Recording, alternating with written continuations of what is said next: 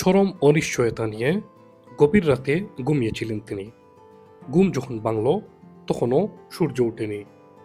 বিছানায় মাথার কাছে থাকা মোবাইল হাতে নিতেই চোখ পড়ল হোয়াটসঅ্যাপের মেসেজটি। একটি ছোট বাক্য, নো ওয়ান স্টে হিয়ার। এক লাইনেরই টেক্সট মেসেজের প্রেরক সাবেক প্রধানমন্ত্রী শেখ হাসিনা। বুঝতে তার কোনো অসুবিধা হলো না শেখ হাসিনার এই বার্তার অর্থ। 4 শব্দের এই মেসেজটি ছিল তার সর্বশেষ নির্দেশ। তিনি দ্রুতই দেশ ছাড়তে বলেছেন। আগের দিন ৩ আগস্ট পারিবারিক মাধ্যমে আত্মীয়-স্বজনদের একই বার্তা দিয়েছিলেন তৎকালীন প্রধানমন্ত্রী শেখ হাসিনা। এবার নিজেই মোবাইলে টেক্সট করে সেই নির্দেশ দিলেন স্বজনদের। সাবেক প্রধানমন্ত্রী শেখ হাসিনার এক সম্প্রতি এই তথ্য জানিয়েছেন তার ঘনিষ্ঠজনদের। তাদের একজন খবরের কাগজকে বলেন, দেশ ত্যাগ করতে না পারলে এখন তাকে জেলে থাকতে হতো। তিনি জানান, বিদেশে তাকে এই ব্যক্তি ছিলেন ক্ষমতাচ্যুত সরকারের গুরুত্বপূর্ণ দায়িত্বে ও সাবেক সংসদ সদস্য। শেখ হাসিনার দাদা শেখ লুৎফুর রহমানের পক্ষের আত্মীয় তিনি। মোবাইলে নির্দেশ পাওয়ার দিনই গত বছরের 4 আগস্ট কারফিউর মধ্যেই তিনি পরিবারের সদস্যদের নিয়ে দেশ ত্যাগ করে অস্ট্রেলিয়া চলে যান। এই আত্মীয় তাকে আরও জানান, শুধু বঙ্গবন্ধু পরিবারের সদস্য এবং নিকটাত্মীয়দের এই বার্তা দিয়েছিলেন শেখ হাসিনা। তৎকালীন শাসক দল আওয়ামী লীগের কোনো নেতা কিংবা তার সরকারের অন্য কাউকে দেশ ছাড়তে বলেন তিনি।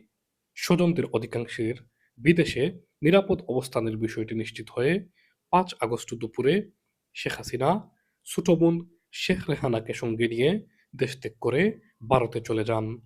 সাবেক প্রধানমন্ত্রী শেখ হাসিনা সেই থেকে দেশটির রাজধানী নয়াদিল্লিতেই অবস্থান করছেন। পরে শেখ রেহানা লন্ডনে চলে যান। শেখ রেহানার ছেলেমেয়েরা আগে থেকেই সেখানে রয়েছেন। সাবেক প্রধানমন্ত্রী শেখ হাসিনার নেতৃত্বাধীন রাজনৈতিক দল আওয়ামী লীগের কার্যক্রম নিষিদ্ধ করেছে অধ্যাপক ডক্টর মোহাম্মদ ইউনূসের বর্তমান অন্তর্বর্তীকালীন সরকার। হত্যা, গুম, দুর্নীতি, অর্থ পাচার সহ নানা অভিযোগে দায়ের হওয়া মামলায় গ্রেপ্তার হয়ে ক্ষমতাচ্যুত সরকারের প্রভাবশালী মন্ত্রী, প্রতিমন্ত্রী ও এমপিদের অনেকেই এখন কারাগারে রয়েছেন। গ্রেপ্তার হয়েছেন আওয়ামী লীগের শীর্ষ পর্যায়ের একাধিক নেতা, যাদের মধ্যে কয়েকজন সিনিয়র রাজনীতিক রয়েছেন। তবে সাবেক প্রধানমন্ত্রী শেখ হাসিনার স্বজন বা আত্মীয়দের মধ্যে প্রায় সবাই দেশ ত্যাগ করে নিরাপদে বিভিন্ন দেশে চলে যেতে পেরেছেন। সরকার পতনের আগে তাদের গন্তব্য ছিল যুক্তরাষ্ট্র, কানাডা, যুক্তরাজ্য, অস্ট্রেলিয়া, সিঙ্গাপুর সহ বিভিন্ন দেশ। অবশ্য স্বজনদের একটি বড় অংশ প্রতিবেশী দেশ ভারতেই রয়েছেন বলে জানা গেছে। এখন পর্যন্ত বঙ্গবন্ধু পরিবারের একজন সদস্যের গ্রেপ্তারের তথ্য পাওয়া গেছে। তার নাম সেরনিয়াবাত মঈনুদ্দিন আবদুল্লাহ। তিনি শেখ হাসিনার ফুফাতো ভাই, সাবেক চিফ হুইপ আবুল হাসনাত আবদুল্লাহর ছেলে। গত বছরের অক্টোবরে তিনি গ্রেপ্তার হন। মঈন আবদুল্লাহর সঙ্গে বর্তমান অন্তর্বর্তী সরকারের প্রধান উপদেষ্টা হাসান আরিফের পারিবারিক ঘনিষ্ঠতা ছিল বলে জানা গেছে। বরিশালে মঈন আবদুল্লাহর ঘনিষ্ঠজনরা জানিয়েছেন, উপদেষ্টা হাসান আরিফের পরিবারের ঘনিষ্ঠ হওয়ায় তিনি গ্রেপ্তার হবেন না বলে ধারণা করেছিলেন।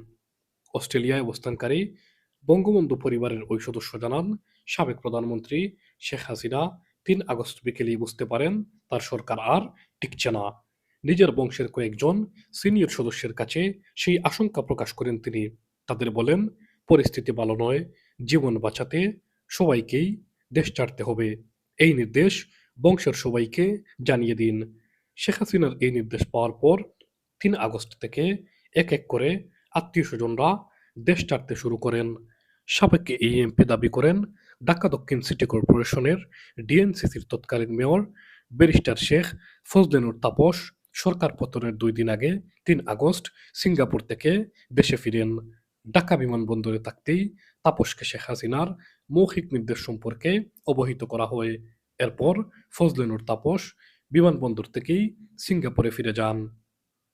আওয়ামী লীগ সরকারের পতনের ২ দিন আগে ৩ আগস্ট নিরাপত্তা বিষয়ক জাতীয় কমিটির সঙ্গে একটি গুরুত্বপূর্ণ বৈঠক করেছিলেন শেখ হাসিনা। এই কমিটির বৈঠকে সেদিন তিনি বাহিনীর প্রধানরাও ছিলেন। ওই দিন তাদের সঙ্গে আলাদাভাবে কথা বলেন তৎকালীন প্রধানমন্ত্রী। সেখানেই সশস্ত্র বাহিনীর পক্ষ থেকে শেখ হাসিনাকে ছাত্র জনতার আন্দোলনকে কেন্দ্র করে উদ্ভূত দেশের সর্বশেষ পরিস্থিতি সম্পর্কে অবহিত করা হয়।